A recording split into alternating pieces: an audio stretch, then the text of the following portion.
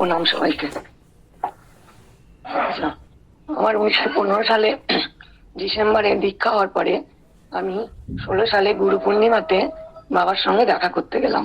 বাবা তখন কলকাতাতেই ছিলেন, তন্দাদির বাড়িতে। এবার বাবা সবাইকে যেরকম বলেন পুরীতে চলো পুরীতে চলো, আমাকেও বললেন পুরী চলো। এবার আমি বাড়িতে এসে আমি আমার বান্ধবীকে বললাম পুরী যাবি? বাবা না পুরী যেতে বলেছেন। তা ও বললো হ্যাঁ ঠিক আছে যাবো। তা আমার ছেলেকে দিয়ে আমি, তখন তো 4 মাস আগে টিকিট কাটা হতো, ছেলেকে দিয়ে টিকিট কাটালাম। তারপর যে হোটেলে থাকবো সে হোটেলের বুকিং সমস্ত কিছু করালাম। কিন্তু এমনই আমার দুর্ভাগ্য, অক্টোবর মাসে আমার পা ভেঙে গেল। আমি একটা ব্যাংকে যাচ্ছিলাম, ব্যাংকের সামনে যাওয়ার মানে সামনে গিয়ে পৌঁছেছি, সেই সময় আমি পড়ে গিয়ে আমার পাটা এমন ভাবে ভাঙলো যে একদম মাল্টিপল ফ্র্যাকচার। হ্যাঁ, এই সময় ব্যাংকের সামনে এক ভদ্রলোক ভদ্রমহিলা, ওনারা ওখান থেকে বেরোচ্ছিলেন। আমি ভেতরে ঢুকবো কিন্তু আমি তো ঢুকতেই পারলাম না, ওনারা ব্যাংকের কাজ সেরে ওখান থেকে বেরোচ্ছিলেন। আমাকে ওইভাবে পড়ে যেতে দেখে ওনারা ওখানেই দাঁড়িয়ে গেলেন। হ্যাঁ, দিয়ে আমি তো ওঠারও আমার ক্ষমতা নেই, ওখানে যারা ছিলেন তারা সবাই ধরাধরি করে আমাকে ওখানে, এটা হচ্ছে টালিগঞ্জ মালঞ্চ সিনেমা হল, সেইখানে আমাকে ওরা বসালেন। দিয়ে আমার হাজবেন্ড তখন রাজার নিউ টাউন অফিসে। এবার ওরা বললেন যে আমি তাহলে ফোন করি। ফোন করলাম, তা বললাম আমার তখন অনেক যেতে দেরি হবে, এখানটা অনেকটা দূর, ঘন্টাখানেক তো লাগবে আসতে। এবার সবাই বলছে যে এতক্ষণ আপনি বসে থাকবেন? না ঠিক, আমার কোনো অসুবিধা নেই, আমি বসে আছি। ওই ভদ্রলোক ভদ্রমহিলা ওনারা বলছেন যে না না, আপনি এতক্ষণ, আপনি এক কাজ করুন, আপনি আমার হাজবেন্ডকে বলে দিন যে আমরা আমাকে ইডিএফ নিয়ে যাচ্ছি, এই অরবিন্দ সেবা নিকেতন আছে ওখানে নিয়ে যাচ্ছি, ওনাকে ওখানে আসতে বলুন। এইবারে ওনারা আমাকে ট্যাক্সিতে তুলে ওইখানে নিয়ে গেলেন। এবার যাবার সময় এবার আমি যখন পা ভেঙে বসে আছি, তখন আমি কি করবো, আমি শুধু বাবার মন্ত্রটা বসে বসে জপ করেছিলাম। এবার ওই ভদ্রমহিলা বলছেন ট্যাক্সিতে যেতে যেতে যে আমিও না ওই জায়গাটাতে ওই একই স্পটে আমি পড়ে গিয়েছিলাম, এবার আমার পা জোরের 3টে হাড় ভেঙে গেছে। হ্যাঁ, এইবারে উনি বলছেন যে ভগবান আপনাকে আমাদের সঙ্গে পাঠিয়ে দিয়েছে, ভগবান। হ্যাঁ, সেই জন্য আমরা আপনার মানে এই সময়ে আপনার কাছে এসেছি। আমিও তো এখন আমার পা জোরে যেহেতু হয়েছে, আমার কোনো অপারেশনও করতে পারিনি, আমি সেই নিয়ে এখনো ভুগি, মাঝে মাঝে যন্ত্রণা হয়, এরকম বলছেন। এবার ওনারা আমার সঙ্গে ওই হসপিটালে গেলেন। এবার ওখানে গিয়ে এক্সরে টেক্সরে করে দেখা গেল মাল্টিপল ফ্র্যাকচার, এবার অপারেশন করতে হবে। এবার আমার হাজবেন্ড যখন চলে এসছেন, ওদেরকে বললাম আপনারা এবার চলে যান। হ্যাঁ, উনি তো এসে গেছেন, বলছেন না আমরা এখন যাবো না। হ্যাঁ, আর উনি ভদ্রমহিলা ওই ডাক্তারবাবুকে বারে বারে বলছেন যে আপনি ইঞ্জেকশন দিন, আমার তো কষ্ট হচ্ছে। ডাক্তার ইঞ্জেকশন তো দিয়েছে, এবার কত ইঞ্জেকশন দেবো? এইবারে অ্যাডমিশন নিতে হবে, যেহেতু ওটা অপারেশন ছাড়া কোনো ইয়ে নেই। তখন ওইখানে দেখা গেল যে ওখানে কোনো বেড নেই। তো ওখানকার ডাক্তারবাবুরা বললেন যে এখানে তো বেড নেই, তাহলে এক কাজ করুন, কালকে একটা বেড খালি হওয়ার কথা আছে, যদি খালি হয় তাহলে পাবেন, আজকে বাড়ি নিয়ে যান, কালকে আবার ফোন করে জানবেন, যদি বেড খালি হয় তাহলে আসবেন। এবার বাড়ি চলে এলাম।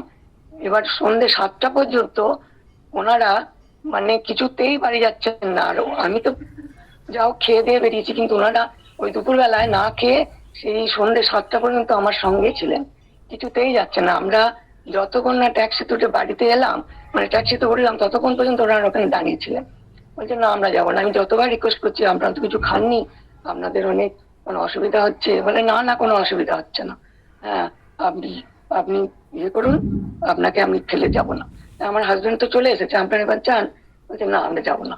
তারপরে আমি যতক্ষণ ওখানে থাকলাম, গাড়িতে উঠে যতক্ষণ না উঠলাম, ওনারা ওখানেই ছিলেন। তারপরে ওনারা চলে গেলেন। প্রায় 3টের সময় থেকে প্রায় সন্ধ্যে 7টা পর্যন্ত আমাকে ওই হসপিটালে রাখতো। এবার আমি বাড়িতে আসার পরে পরের দিন ফোন করে বলে না বেড খালি হয়নি। এবার আমাদের যে ফ্যামিলি ফিজিশিয়ান ছিলেন, উনি বললেন ফর্টিস হসপিটালে কলকাতার সব থেকে বেস্ট ডাক্তার হচ্ছে, উনি অর্থোপেডিক। হ্যাঁ, আমি ফোন করে বলে দিচ্ছি, আপনি ওখানে নিয়ে যান। এবার আমাকে ফর্টিস হসপিটালে নিয়ে যাওয়া হলো। এবার ফর্টিস হসপিটালে যার আন্ডারে আমি অ্যাডমিশন নিলাম, সে ডাক্তারের নামটা আমি শুনেছিলাম, কিন্তু আমি সেরকম জানি না। এবার পরের দিনে আমার হয়েছিল কি, পাটা মানে ডান পা ভেঙেছিল, এবার ডান পাটা আবার ডান দিকে ঘুরে গিয়েছিল, পায়ের নিচ থেকে ডান দিকে ঘুরে গিয়েছিল। সেই জন্য অপারেশনটা পরের দিনই একটা অপারেশন, সেটা সেদিন ছিল রবিবার।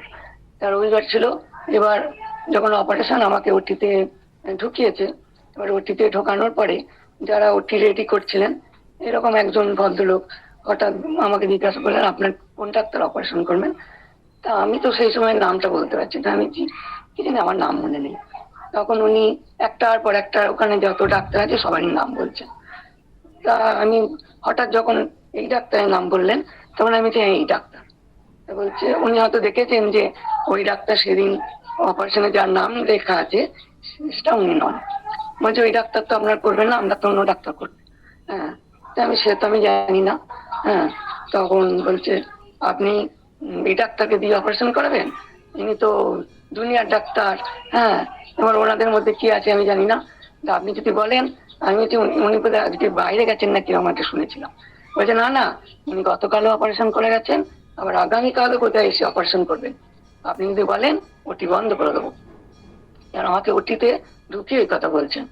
আমি বললাম আমি কি করবো, আমি কি বলবো, আমার বাইরে আমার হাজবেন্ড আছে, তাহলে ওনাকে ডাকুন বলি। তাহলে ওনাকে ডাকা হলো।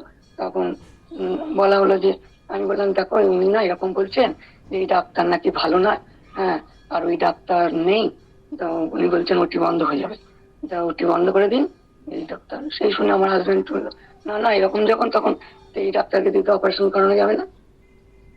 এইবারে আমার হাজবেন্ড বাইরে গিয়ে এইবারে সেই ডাক্তারের সঙ্গে খুব মানে হচ্ছে তর্কাতর্কি। এইবারে ওই যিনি মানে বড় ডাক্তার যার আন্ডারে আমি ভর্তি হয়েছিলাম, উনি সেদিন ছিলেন কিনা বাইরে কোথায় গেছিলেন। এবার ওনাকে ফোন করা হয়েছে। তখন উনি বললেন যে এই ডাক্তারকে দিয়ে এটা একটা ছোট অপারেশন, এটা আপনি করিয়ে নিন, আর পরে যখন বড় অপারেশন আরেকবার অপারেশন করতে হবে, সেটা যখন হবে সেটা তখন আমি করবো। হ্যাঁ, তখন আমার হাজবেন্ড রাজি হলেন, ঠিক আছে তাহলে করি না হোক। এবার অপারেশন হলো। অপারেশনের পরে আমাকে পরের দিন মানে সেই দিন অপারেশন হলো, এবার আমাকে কোনো রকমের অপারেশনটা করে উনি বেডে দিয়ে দিয়েছেন। এবার আমার পা দিয়ে কিন্তু মানে ভালো করে উনি ড্রেসিংও করেননি, আমার পা দিয়ে সমানে ক্রমাগত মানে রক্ত চুঁয়ে চুঁয়ে পড়ছে সারাদিন। তারপরের দিন সারাদিন, সেদিনও সারা রাত, কোনো ডাক্তার আমাকে দেখতে নেন না। পরের দিনও একই অবস্থা, কেউ আমাকে দেখতেও আসছেন না। কোনো ওষুধ ওই সিস্টাররা যা ওষুধ ফষুধ দিচ্ছে সেই মানে যেরকম নিয়ম সেরকম দিচ্ছে, স্যালাইন চলছে এরকম, কিন্তু আমার কোনো ট্রিটমেন্ট যে একটা কিছুই হচ্ছে না। আমি বুঝতে পারছি। এবার আমি ভাবছি এবং পা দিয়ে সমানে ক্রমাগত রক্ত পড়ছে, এবং পাশের সিস্টাররা তারাও বলছে, কেউ কেউ বলছে দেখ এর কি পায়ের অবস্থা। হ্যাঁ, দিয়ে আমাকে বলছে আপনি না কাজ করুন, আপনি যে ডাক্তার এখানে অন্যান্য আপনাদের কেউ দেখতে আসছে না, এখানে আশেপাশে সবারই ডাক্তার আসছে, যে একজন ডাক্তার আছে তাকে আপনি বলুন। হ্যাঁ, যে আমি বললাম যে আমি তো বলতে পারি না, আমি তো পেশেন্ট, আপনারা তো সিস্টার, তাহলে আপনারা কাজ করুন, তাহলে বলুন যে কেউ দেখতে আসছে না। তখন ওই সিস্টার পাশে বেডে অন্য একজন ডাক্তার অন্য পেশেন্টকে দেখতে এসেছিলেন, তখন তিনি অর্থোপেডিক নন, বলছে দেখুন এই পেশেন্ট আপনাকে ডাকছে। তা আমি যখন বলেছি ডাক্তারবাবু শুনুন আমার না এরকম হয়েছে, উনি তো শুনলেনই না। উনি ওই সিস্টারকে এমন অপমান করলেন যে মানে আমার জন্য উনি এত অপদস্থ হলেন, আমার তো প্রচন্ড খারাপ লাগলো। আমি যে দেখুন আপনি আমার জন্য বলতে গেলেন আর আপনাকে এরকম কথা শুনতে হলো। দিয়ে তারপরে 2 দিন 3 দিন আমি ওইভাবেই আছি, ওই ডাক্তারও আসে না, আমাকে কেউ দেখতেই আসে না। ইতিমধ্যে আমি তখন মনে মনে ভাবছি যে কেন যে এখানে এলাম। আর আমার 13 সালে যখন হাত ভেঙে গেছিল, তখন আমি পিয়ারলেস হসপিটালে গিয়েছিলাম। পিয়ারলেস হসপিটালে আমার ডক্টর সোমনাথ দে আমার ট্রিটমেন্ট করেছিলেন, খুব ভালো ট্রিটমেন্ট করেছিলেন। তখনও আমার মাল্টিপল ফ্র্যাকচার হয়েছিল হাতে, সেখানেও ওটি হয়েছিল আমার। তা এখানে যে কেন এলাম সেটাই মনে মনে ভাবছি। হ্যাঁ, তা আমি তখন আমার ছেলে বাইরে ছিল, বাইরে এসে আমি বলছি দেখ না আমার তো কিছু ইয়ে করছে না, তুই আমাকে এখান থেকে নিয়ে চল পিয়ারলেসে। আমি আর মনে মনে ওইটাই ভাবছি। এইবার বলছে হ্যাঁ আমি তাই করবো, এখানে রাখা যাবে না, এখানে তো কোনো ট্রিটমেন্টই হচ্ছে না। তখন আমার ওই যে পিয়ালেসের ডক্টরকে আমার ছেলে বললো কি বলবে, আমি বললো যে ডাক্তার আপনি হয়তো ছিলেন না, এর জন্য ফর্টিসে নিয়ে আসা হয়েছে, তা আপনার এরকম পেশেন্ট আগে আপনার কাছে ট্রিটমেন্ট করেছে, তা আমরা ওখানে আপনার কাছে নিয়ে যেতে বলে হ্যাঁ হ্যাঁ ডাক্তারবাবু এক কথা হ্যাঁ নিয়ে আসুন কোনো অসুবিধা নেই। আর এবারে ওই যিনি বড় ডাক্তার দিদি সেদিন এলেন, এসে আমাকে বলছেন আচ্ছা মানে পায়ের কন্ডিশন তো সেরকম ভালো নয়, পায়ের একটা জায়গায় কালো হয়ে গেছে একদম। এসে বলছেন যে আপনার কি মেডিক্লেম আছে? আমি বললাম আছে, খুব অল্প সামান্য টাকার আছে। বলে এখানে প্রচুর খরচ, আপনি এক কাজ করুন, আপনি এখন বাড়ি চলে যান, আর আমি একজন ড্রেসিং করার একজন ঠিক করে দিচ্ছি, যে কে কে আপনাকে ড্রেসিং করে আসবে। পা যখন আপনার ঠিক হবে মানে শুকিয়ে যাবে এইটা, তখন আপনার আবার ভর্তি হবেন, হয়ে আপনি অপারেশন করবেন। হ্যাঁ আপনি আপনাকে রিলিজ করে দিচ্ছি। আমি তো বাঁচলাম। হ্যাঁ, এবার ওইখান থেকে ডাইরেক্ট আমি ইয়েতে পিয়ালেস হসপিটালে আবার অ্যাম্বুলেন্সে নিয়ে একদম পিয়ালেসে চলে এলাম। এবারে পিয়ালেসে এসে যথারীতি ওখানে তো মানে খুব একদম সঙ্গে সঙ্গে সমস্ত কিছু ট্রিটমেন্ট আমার শুরু হয়ে গেল। মানে ওই ডাক্তার তো আমার পা দেখে বলছে এ বাবা এর কি অবস্থা, এরকম একটা বড় হসপিটাল থেকে ওর সব মানে জুনিয়র ডাক্তার যে তাদেরকে বলছে যে ওনার যে টিম আছে তাদেরকে বলছেন দেখ কিভাবে মানে একটা ভালো মতো ড্রেসিংও করে পাঠায়নি। হ্যাঁ এরকম একটা বড় হসপিটাল, তো যাই হোক ভালো করে ড্রেসিং করে দে। হ্যাঁ এরকম করলো। এবার ওখানে এক্সরে সমস্ত কিছু করে এবারে ওখানে আমার ট্রিটমেন্ট চলতে লাগলো। এবার আমার তো খুব হচ্ছে, পুরী যাবো বলে টিকিট কেটেছি, কিন্তু পুরী তো আমার যা পায়ের অবস্থা পুরী তো যেতে পারবোই না। আর আমার সব থেকে খারাপ লাগছে আমি আমার বান্ধবীর সঙ্গে যাব, তাকেও আমি করেছি। হ্যাঁ, তখন ওকে আমি কিছু বলছি না।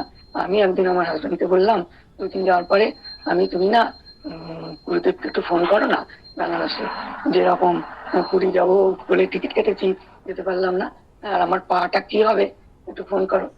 তা উনি পরের দিন এসে বললে ফোন যাচ্ছে না। তুই তো তত হচ্ছে ফোন করতে, ফোন কি করবো। হ্যাঁ, দিয়ে ফোন করেছে কি করেনি জানি না, বলছে না ফোন হচ্ছে না ওখানে। তখন আমি বললাম এক কাজ করো তুমি আমাকে ফোন নাম্বার টেনে দাও, আমার কাছে মোবাইল ছিল, ফোন নাম্বার টেনে দাও, আমি বেনারসে ফোন করবো। আমি যখন ফোন করলাম বেনারসে, দিয়ে আমি বললাম যে মামনিতি ফোন ধরলেন, মামনিতি বলছেন যে, আমি বললাম মামনিতি আমি না আমার না পা ভেঙেছে। তোমার কোথায় ভেঙে টালিগঞ্জ। বাবা পাশেই ছিলেন। বাবা মামনিদি বলছেন বাবা টালিগঞ্জে মায়ের না পা ভেঙে গেছে। তখন বাবা বলছে ও পা ভেঙে গেছে, ঠিক আছে আমি জব করবো বলেছে। তারপরে আমি ছেড়ে দিয়েছি। 2 দিন পরে আবার ফোন করেছি যে বাবা পা তো মানে হচ্ছে। বাবা বলছে কিরকম অবস্থা, আমি বলছি বাবা এখানে অপারেশন করতে হবে, অপারেশন ছাড়া এখানে কোনো কিছু সম্ভব নয়। হ্যাঁ, বলছে অপারেশন কবে, আমি বলছি কি জানি কবে অপারেশন জানি না, যেদিন অপারেশন হবে সেদিন বলবে। হ্যাঁ, তারপরে 2 দিন পরে আবার ফোন করে বলছি যে বাবা আমার অপারেশন হবে কবে হবে, আমি বলছি কবে হবে, আমি বলছি কবে হবে আমি জানি না। হ্যাঁ, আসলে প্রতি 2-1 দিন একদিন অন্তর অন্তর ড্রেসিং খুলছে, আর ওরা পায়ে হাত বোলাচ্ছে, বলছে সেন্স আছে, আমি বলছি হ্যাঁ আছে। হ্যাঁ, কিন্তু পাটা দেখে বলছে না এই কন্ডিশনে অপারেশন করা যাবে না। ডাক্তারবাবু বলছেন যে এই কন্ডিশনে যদি অপারেশন করে কোনো রকমে যদি এটা ইনফেকশন হয়ে যায় তাহলে কিন্তু খুব মুশকিল হয়ে যাবে।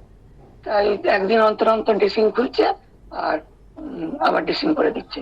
আর মাঝে মাঝে জুনিয়র ডাক্তার ওখানে ওনার আন্ডারে অনেক স্টুডেন্ট মানে পড়াশোনা করেন, তো সেই স্টুডেন্টরাও মাঝে মাঝে এসে আসছে আর আমাকে দেখছে, আর পায়ে হাত বোলাচ্ছে আর বলছে আপনার কি সেন্স আছে, আমি বলছি হ্যাঁ সেন্স তো আছে। বলে ঠিক আছে। ওই একদিন অন্তর অন্তর খুলছে। তারপরে আমি একদিন বাবাকে ফোন করে বাবা তোমার অপারেশনটা কবে, আমি বলছি অপারেশনই তো করছে না, একদিন অন্তর অন্তর ওরা ড্রেসিং খুলছে আর ড্রেসিং করে দিচ্ছে। হ্যাঁ, বলছে এখন অপারেশন করা যাবে না। এইবার সেদিন রাত্রিবেলায় ভোরের দিকে আমি জানি না, আমি ঘুমিয়েছিলাম, হঠাৎ আমার ভোরের দিকে ঘুমটা, আমার ঘুম এমনিতেই পাতলা, হঠাৎ মনে হলো যে কেউ আমার বেডের সামনে এসে দাঁড়িয়েছে। আমি তো চোখ খুলিনি। তখন আমি একটা ফিল করতে পারছি কেউ একজন এসেছে আমার বেড়ে গেছে। এবার হঠাৎ করে দেখছি আমার পায়ের যেখানটা ব্যথা, যেখানটা কালো হয়ে আছে, সেইখানটায় হাতে মানে বৃদ্ধাঙ্গুষ্ঠ দিয়ে এমন ভাবে চাপ দিলেন যে আমি আমার যন্ত্রণায় মুখ চোখ আমার মানে একদম খুব আমি যন্ত্রণায় মুখে কোনো আউ করিনি, কিন্তু আমার খুব কষ্ট হয়েছে ওইটা। হ্যাঁ, পায়ের মধ্যে হাত দিয়ে এরকম ভাবে চেপে ধরেছে। তখন আমি ভাবছি কে আমার পায়ে হাত দিলেন এরকম ভাবে। হ্যাঁ, সকালে আমি ভাবছি তাহলে কি আমি স্বপ্ন দেন, হয়তো স্বপ্ন তো নয়, কারণ আমি তো পুরো শরীরে ফিল করেছি ব্যথাটা।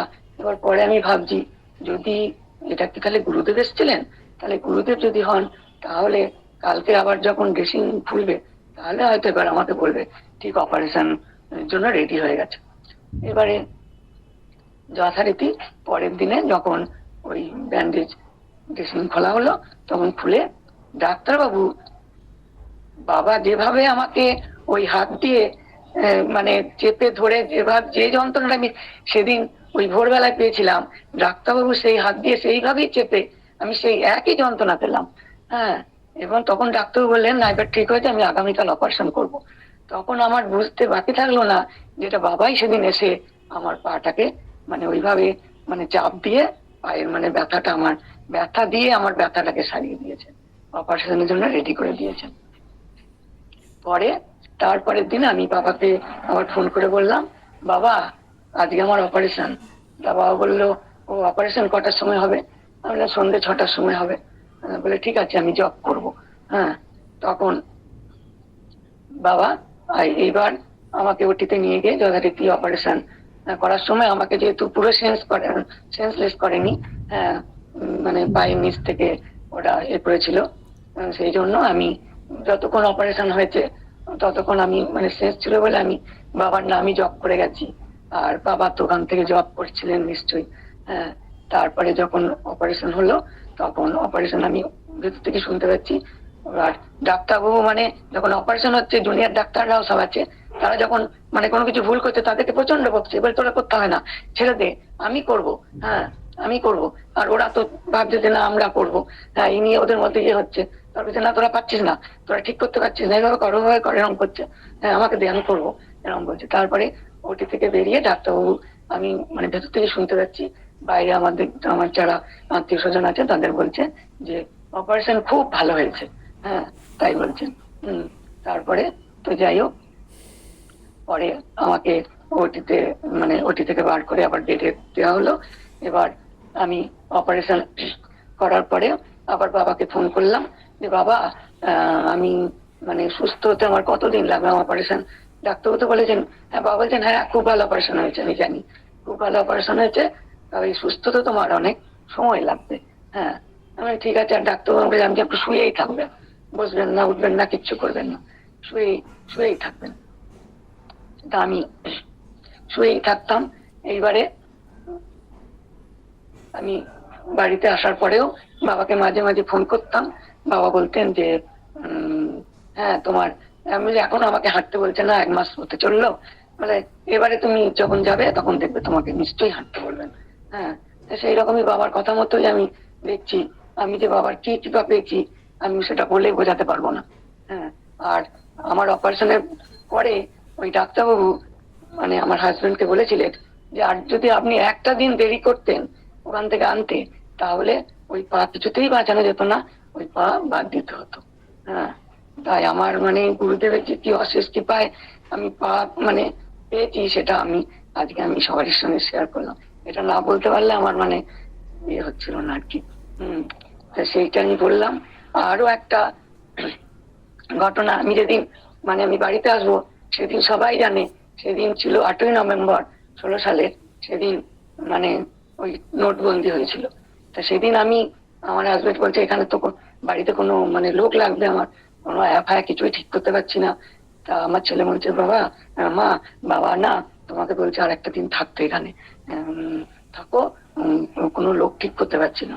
তা আমি বলছি দেখ আমি অনেকদিন বাড়ি ছাড়া হয়েছি, আমি আজকেই যাবো, তো লোক ঠিক করছেন না করছেন আমি জানি না, আমি আজকেই যাবো। তা আমি সেদিন জোর করে চলে এসেছিলাম। এবার সেদিন যদি না আসতাম তাহলে তো আরো সেদিন তো পরের দিনে তো আসতেই পারতাম না, মানে যেরকম পরিস্থিতি হয়েছিল দেশের। তা সেটা অবদায় বাবারই কৃপায় আমি সেদিন বলেছিলাম যে আজকেই আমি বাড়ি যাবো। সেটা প্রণাম সবাইকে, আমি তাই বলে আজকে শেষ করলাম।